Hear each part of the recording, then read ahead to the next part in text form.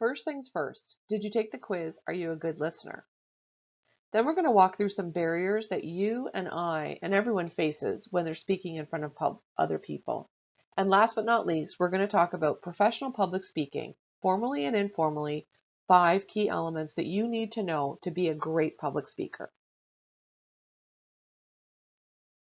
A key to being a great public speaker is being a great listener. So before we can talk about public speaking, make sure you know if you're a good listener.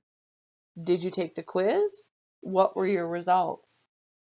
If you think you need to brush up on your listening skills, I'm going to attach a link that you can jump into to read an article about how to improve your listening. So let's start off this portion of the lesson with a very famous quote. Peter Bender said, "The greatest fear of most people is not death, but public speaking." Wow, that says a lot. I'll borrow a line from Jerry Seinfeld, who said, "If this is actually true, then that means that at a funeral, more people would rather be the one in the casket than the one who's delivering the eulogy." Well, this is actually true. When they do studies every year, in the top 5 things people are afraid of, public speaking is always near the top of the list. It's typically in the top 3. Can you guess what some of the other top fears are? I know I have a couple of them. Well, heights would be another one, fear of heights, and spiders is also typically in the top 5. Yuck. So what are some of your barriers to public speaking? Think about the last time that you had to present in front of a class or in front of a group of people. What kept you up the night before? Was it that fear that your hands would start sweating? Maybe that you would forget what you needed to say? Well, let's talk through some of these ways. There's something that happens to us physiologically when we have to present, when we're afraid of doing so.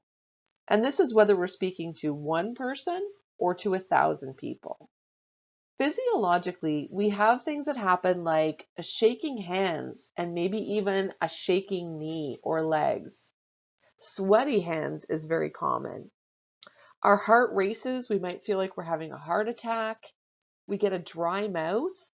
And our memory can be gone. And what I mean by that is that things that we could normally remember quite easily, suddenly when we're having to speak in front of a group, we can't even recall basic information, much less these facts that we tried to remember for this presentation.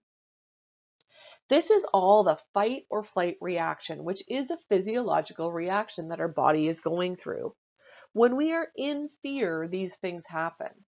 So what do we do?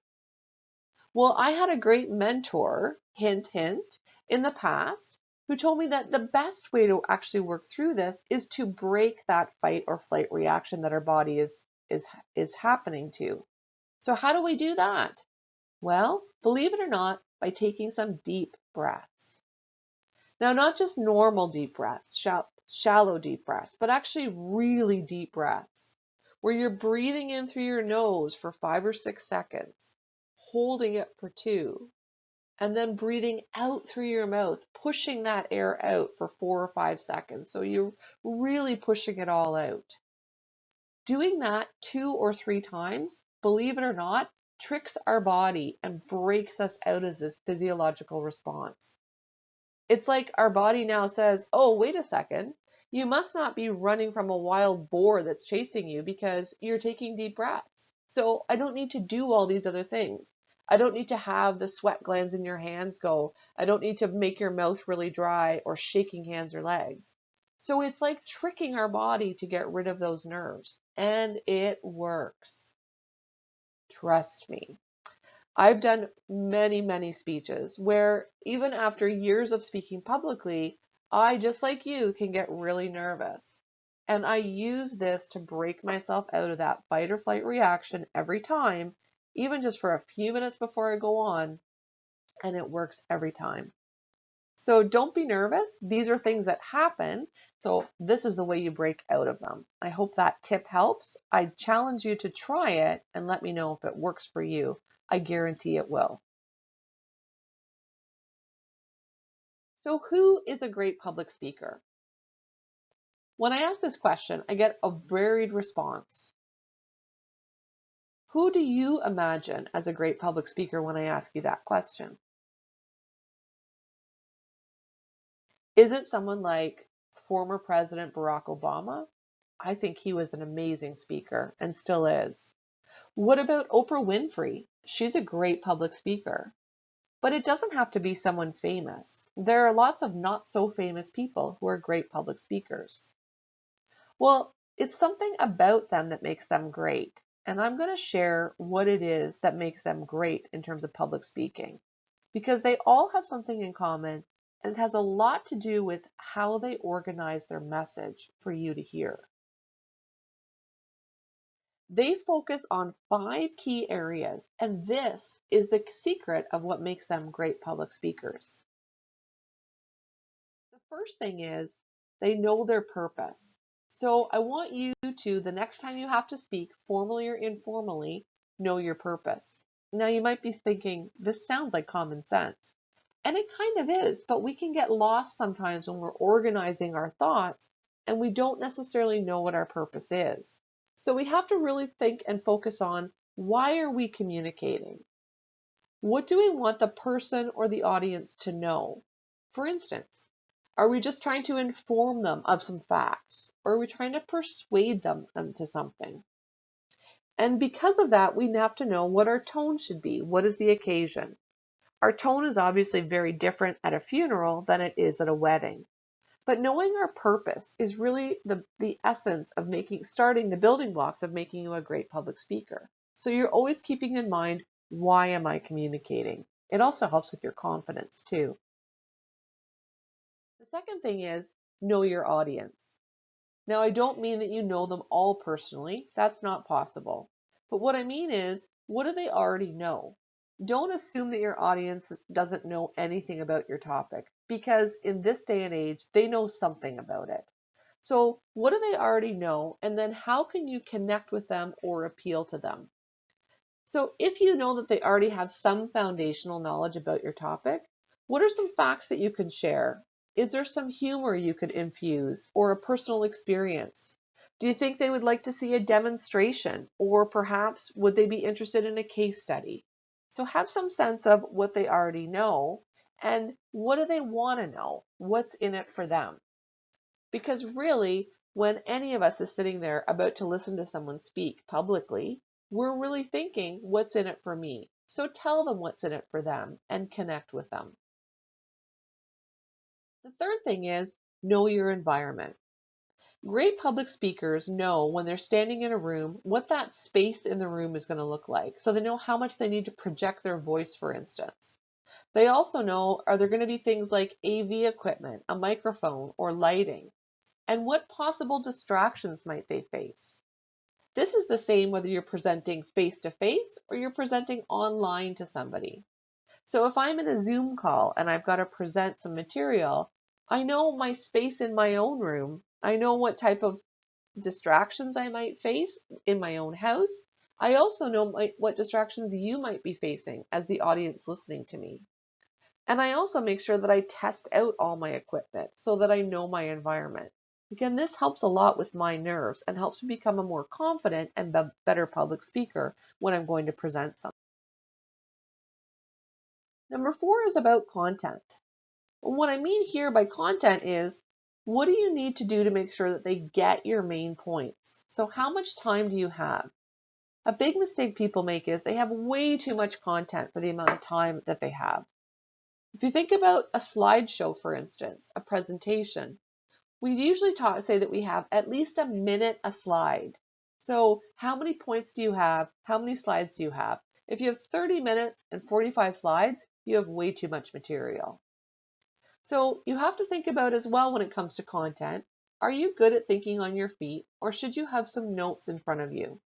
Now, I don't want you to ever read your notes, but there's no harm and no apology needed to have some notes in front of you. I know I do it all the time. Even when I'm teaching in front of a class, I'll have some notes that I can just refer to just so I know what's coming up and where have I been and kind of where am I going. because even though I might be okay at thinking on my feet, it helps kind of steady me as the speaker to have some notes there, a bit of a safety blanket, comfort zone, if you want to think of it that way. And number 5 is all about the delivery, your delivery to make you a great public speaker. You want to speak loudly and clearly, use your voice to emphasize key points. Make eye contact with your audience. There was a myth out there a while ago that I heard people say that said, if I'm nervous speaking to other people, maybe what I should do is just focus on a point at the back of the room. Don't ever do that. It doesn't work. Actually, that makes you more nervous. A great way to minimize your nerves and help become a great public speaker is to actually make eye contact with other people. When you see them looking at you, nodding and smiling, you know that we're all in it together. And that minimizes your nerves and makes you feel stronger and more confident in what you're saying. Hand in hand with that, have strong posture. Sit up or stand up straight. And make sure that you're dressed well. So your dress or attire should state that you are the one in charge. So I always say dress one level up from what you normally wear when you're the one presenting. And last but not least, your movement and body language should show that you are engaged with your audience. So you don't want to stand stiffly or sit straight up, not moving at all. We are animated beings as human beings. So move as comfortably as you should so that you don't take away from your message, but you're still moving around. We know that you're not a robot. So these are the 5 keys to success that I want you to think about as the platform, the basis, before you even organize your message. And why are these so important? Well, when we're watching people speak, we take away 55% of what we see, 37% of the voice, and only 8% of the content. So it's really important that your visuals and your voice are really set up for success before we even get to the content. But now let's talk about how you organize your message and how great public speakers organize their message. There's really just a few key elements here. And this is whether your message is 10 minutes long or 40 minutes long. The first thing is you want to have a hook. Those first few minutes are critical. The hook should be a story about your topic, perhaps an image, maybe a quote, or an interesting statistic, something to get people engaged. Then the main body of your message should be 2 to 4 main points. That's it. Nobody can remember 25 main points. So you want to make sure that you really are able to boil down your key points into 2 to 4 things. And remember, keep connecting those to your audience. Know why you're presenting those main points, what they already know. And then finally, a strong closing. What do you want them to remember? One way that you can really wrap this up well is tell them what you're going to say it, and then tell them what you just said. A good closing really leaves them with, this is the most important thing I want you to remember. And then they will remember that. Here are a few never, never, nevers that I want you to keep in mind. Never, never, never stand and read your material while presenting. Again, there's no shame in having notes with you or even in front of you, but don't read them. Make sure the font is large enough that you can put them on a table in front of you or over to the side, and you can glance at them, but you're not reading them. As soon as you start reading, you're going to lose your audience. The next thing is never turn your back on a crowd. If you are presenting in a room full of people and you have to turn around to refer to something, make sure you're standing sideways to it so that you're not turning your full back. Again, as soon as you turn your back, you've lost your audience. And finally, when presenting either virtually or face-to-face with a team of people, whether that's 2 or 3 or 5 people, never forget that once your part of the presentation is over, you are still presenting at all times. Everyone who's watching you present is looking at the other group members to see what you do once your part is done. So don't use that as a time to check your phone or to decide that you're going to check out. You need to be focused on the rest of the speakers in your group as if they are the most interesting people you've ever heard speak in your life. And that way, everyone else will feel the same way about them. So everyone in the group needs to be on the same page here, that you're all presenting at the same time. Some final tips and tricks I want to leave you with for great public speaking. Some of you are very funny. Some of you have great wit or great sense of humor or great timing. Know your gifts and talents and use these to your advantage when communicating. So whatever it is about you, maybe you have a really interesting background story that people love to hear. Maybe you have a great sense of humor. Perhaps you like to use sarcasm. Know that this is your gift and talent and use these to your advantage when you're communicating with other people. Along those lines is be your honest self so that other people can connect to you as a person. The more of your honest self you expose to other people, the more they are in it with you. So those nerves that you have will easily go away because they will be in the presentation with you and pulling for you to do really well. Last but never least, smile and breathe. Smiling is the universal language for I am happy to be here, so make sure you're smiling. And of course, breathing. Many of us, myself included, speak way too quickly, and I have to slow myself down and consciously remember to breathe. Make sure you do the same. I'm going to leave you with a final quote. George Bernard Shaw said, I became a good speaker as other men became good skaters, by making a fool of myself until I got used to it. Public speaking truly is one of those skills, maybe like golf or tennis or anything else that you want to be really good at, that you have to practice in order to get better at it. It's not good enough just to read a book about public speaking or even just to listen to me talk to you about public speaking. It really is something that you have to do.